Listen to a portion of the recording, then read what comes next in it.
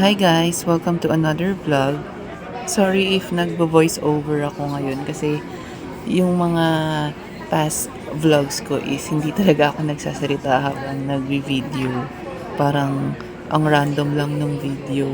But I tried my best na mag-capture ng mga clips para at least may ma-add ako dito sa vlogs ko sa mga vlogs ko.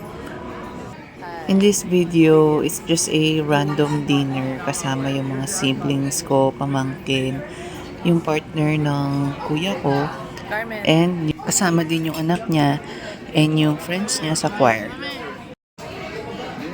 So we just had dinner here sa Wildflower. Um, Hindi ko alam pero pag umuwi siya nag-dinner kami dito. Well, actually, first time to. Anong order Then, mo? may second time pa na umuwi siya Anong na in-order mo? nag-dinner kami. And Hindi na kasi recent tong video na to.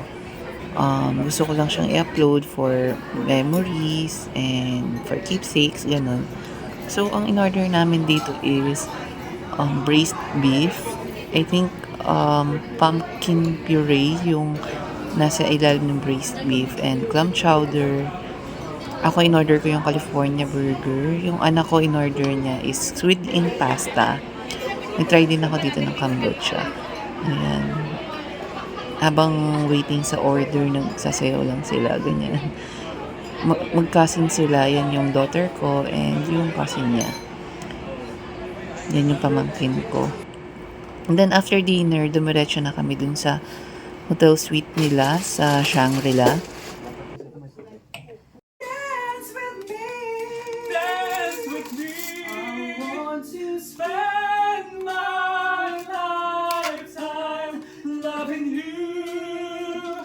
If that is all in life I ever do, I will want nothing else to see me through.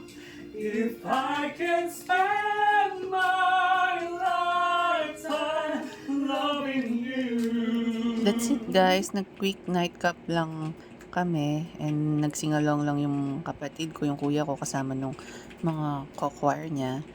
And these are some of the pictures nung dinner. Ayan yung mga food na in-order namin. And it was really good. They have really good dishes sa Wildflower. That's it guys. Yun lang. Bye!